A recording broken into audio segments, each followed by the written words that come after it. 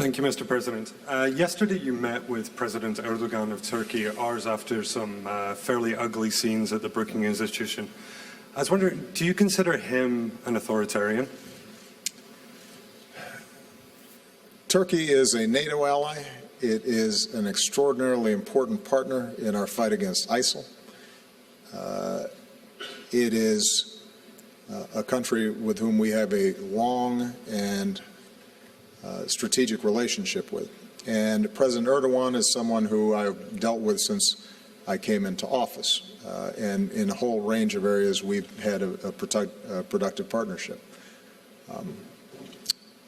What is also true, and I have expressed this to him directly, so it's no secret that there are some trends within Turkey that I've been troubled with. I am a strong believer in freedom of the press. I'm a strong believer in freedom of religion. I am a strong believer in rule of law and democracy.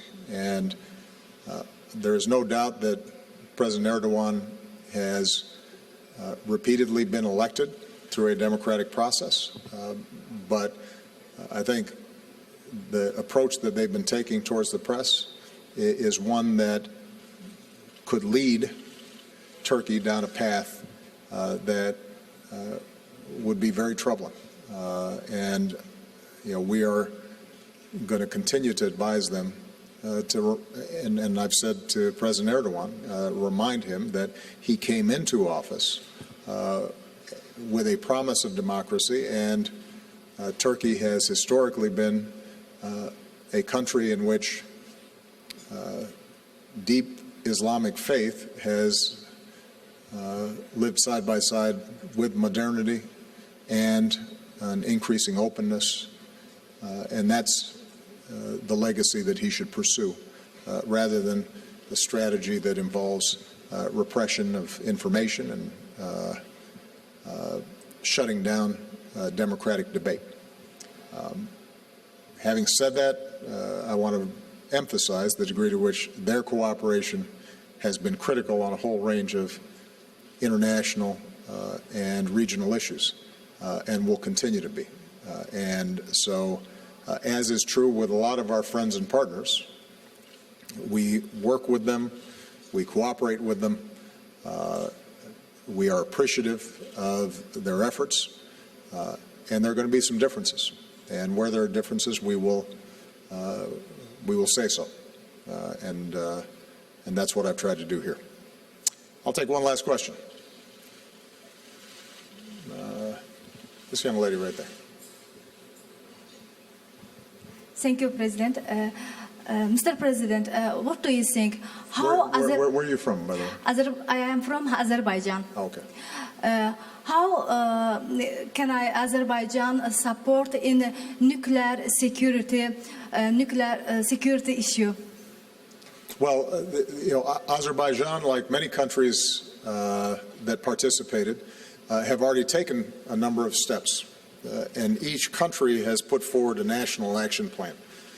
There are some countries that had stockpiles of highly enriched uranium that they agreed to get rid of. There are other countries that have civilian nuclear facilities but don't necessarily have the best security practices, and so they have adopted better security practices. There are countries that could potentially be transit points for the smuggling of nuclear materials, and so they've worked with us on border controls and detection. And because of Azerbaijan's location, it's a critical partner in this process. I should point out, by the way, that although the focus of these summits has been on securing nuclear materials and making sure they don't fall into the hands of terrorists, the relationships, the information sharing, the stitching together of domestic law enforcement, international law enforcement, intelligence, military agencies, both within countries and between countries, this set of relationships internationally will be useful not just for nuclear material, but it is useful in preventing terrorism generally. It's useful in identifying threats of chemical weapons or biological weapons. One of the clear messages coming out of this summit and our experiences over the last 7 years is an increasing awareness that some of the most important threats that we face are transnational threats. And so we are slowly developing a web of relationships around the world that allow us to match and keep up with the transnational organizations that all too often are involved in terrorist activity, criminal activity, human trafficking, a whole range of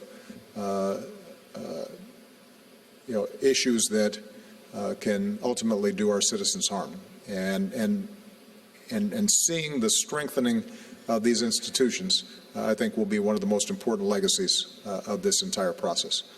Mark Landler, since you had your hand up, I'll call on you one last question. Thank you, Mr. President. I wanted to ask a question about nuclear policy.